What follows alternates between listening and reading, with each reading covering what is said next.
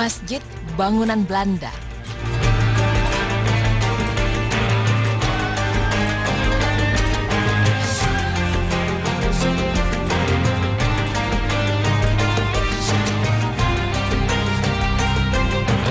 Pemirsa beriman, jika kita berbicara mengenai masjid, pasti yang terbersit di benak kita adalah ciri khas bangunannya, yaitu dengan kubah yang megah, menara yang menjulang tinggi dan indah, dan juga relief tulisan kaligrafi ayat-ayat Al-Quran. Tapi berbeda dengan masjid yang satu ini. Masjid ini terletak di sentral kota Jakarta, tepatnya di Jalan Cut Mutia, Menteng, Jakarta Pusat. Masjid ini memiliki bangunan yang jika dilihat secara kasat mata, terlihat seperti bangunan kuno zaman Belanda. Ya, masjid ini adalah Masjid Cut Mutia.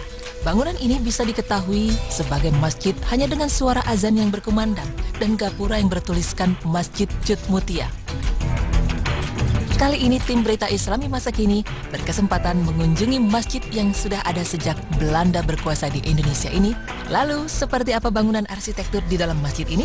Dan apakah ada kisah bersejarah mengenai bangunan ini? Bangunan ini telah berdiri sejak tahun 1910. Tujuan pertama didirikannya bangunan ini bukanlah sebagai masjid, namun sebagai kantor NV de Bouwvlek atau kantornya para arsitek Belanda pada waktu itu. Perancang bangunan ini adalah pimpinan dari kantor tersebut, sebagaimana yang dijelaskan Ketua Yayasan Masjid Cut Mutia berikut ini. Gedung ini sebelum menjadi masjid adalah gedung yang bernama NV de Bouwvlek, yaitu sebuah jawatan pembangunan perumahan, pengembangan perumahan di kawasan Menteng. Yang dulu namanya New Gondang Dia, programnya dia itu. Ini yang dirancang sendiri oleh direkturnya zaman Belanda yang bernama Peter Adrian Jacobus Mogen, yang lahir pada tahun 1879, dia wafat 1955. Setelah menjadi kantor arsitek Belanda, setelah Belanda meninggalkan Indonesia, gedung ini dijadikan markas besar Angkatan Laut Jepang pada Perang Dunia Kedua. Setelah itu pada tahun 1959 sampai 1960, gedung tersebut dijadikan kantor wali kota Jakarta Pusat.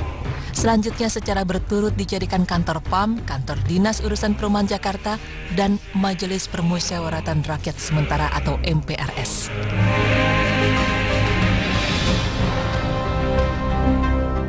Setelah Jepang pergi, diambil alih oleh pemerintah yang berkuasa itu Indonesia, dijadikan gedung sekretariat DPRD dan gedung MPRS.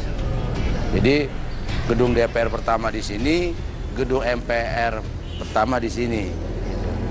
Nah, setelah kemudian gedung DPR dan MPR dibangun di Senayan, setelah jadi pindahlah MPR-nya sama DPR-nya ke Senayan. Nah, mulai dari saat itu hampir dirobohkan gedung ini. Mungkin nggak tahu sebabnya, tapi diperjuangkan oleh almarhum Jenderal Nasution, Abdul Haris Nasution, diperjuangkan untuk menjadi masjid. Makanya kiblatnya kalau kita lihat kan miring, gitu. Jadi bukan peruntukan untuk masjid awalnya. Pemirsa beriman, penetapan gedung ini sebagai masjid bukanlah menjadi persoalan yang mudah. Pasalnya penggagas dibentuknya masjid pada waktu itu yang tak lain adalah dipelopori oleh Jenderal Ahmad Haris Nasution, harus melawan beberapa pihak yang berwenang untuk mengambil alih gedung ini.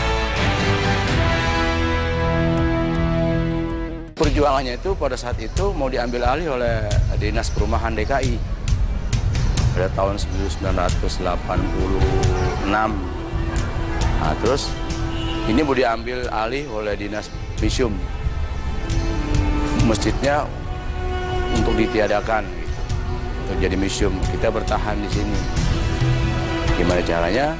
Nah, kemudian Dinas Perumahan, Dinas Visum DKI memberi ganti masjid di Jalan Cut Nyadin.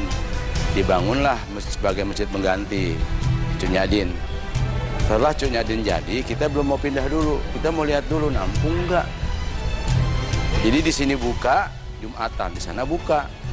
Ternyata dibuka dua-duanya aja membludak, apalagi cuma satu.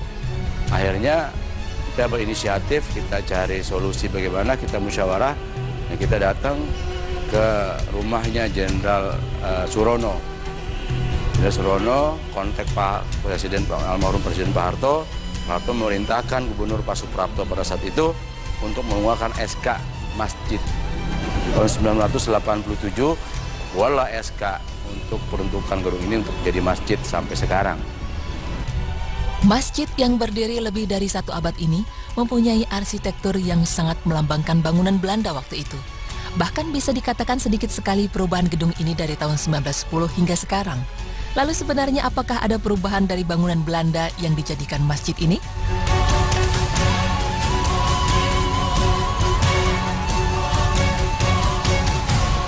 Ada perubahan.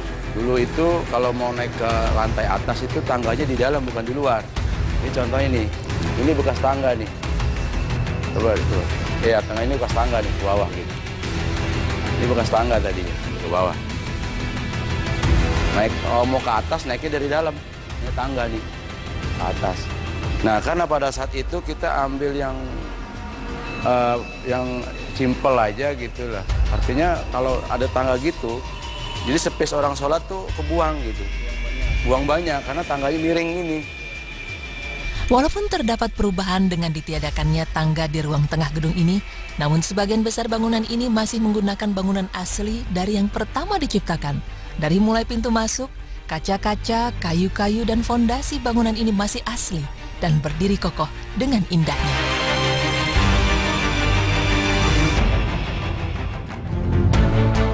Pemirsa beriman, berkaca dari sejarah Masjid Cut Mutia ini mengingatkan kita kembali akan betapa hebatnya perjuangan orang-orang terdahulu untuk menciptakan tempat ibadah agama kita. Hingga saat ini di Indonesia, hampir setiap wilayah terdapat masjid, sehingga kita dengan mudahnya menunaikan ibadah di masjid. Maka dari itu, kita patut berbangga mempunyai nenek moyang yang memperjuangkan agama Islam di jalan Allah Subhanahu wa Ta'ala. Semoga informasi ini dapat bermanfaat bagi kita semua.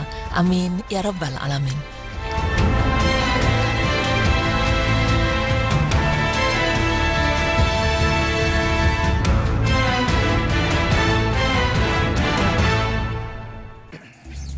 Assalamualaikum warahmatullahi wabarakatuh. Alhamdulillah pemirsa, nih pembahasan pertama kita begitu luar biasa ya tentang Masjid Cut Mutia. Kalau misalnya waktu dulu, kalau misalnya aku masih baru tinggal pertama kali di Jakarta, ketika mendengar Masjid Cut Mutia, kirain masjid di Aceh gitu. Ternyata memang masjid di daerah Menteng. Memang sih begitu luar biasa nih Masjid Cut Mutia ini, perjuangannya untuk menjadi masjid itu ada perjuangan yang lumayan ya sih, dalam arti ketika dulu pertama kali memang awalnya masjid. Terus kedua menjadi kantor Belanda waktu Belanda menguasai Indonesia. Terus akhirnya perjuangan lagi nih untuk menjadikan masjid lagi sih ya. Dan ini harus kita jaga, harus kita lestarikan karena salah satu peninggalan sejarah ya Nu. Oh iya. Harus dilestarikan dan harus diramaikan. Diramaikan, itu yang paling penting. Betul. Ketika banyak sekali apa yang namanya ya, dulu apa kalau misalnya dibilang generasi terdahulu ya, bukan mas, tapi lebih ke arah kakek-kakek kita gitu ya, kakek-kakek kita memperjuangkan masjid ini menjadi sebuah masjid, itu butuh perjuangan. Betul. Nah sekarang kita bagaimana untuk melestarikannya dengan ya para laki-laki ya, para laki itu ayo kita sholat jamaahnya di masjid untuk melestarikan masjid kita bersama. Insya Allah. Dan setelah ini kita akan membahas tentang mukjizat zikir. Jadi jangan kemana-mana, tetap di Berita Islami Masa Kini. Allah.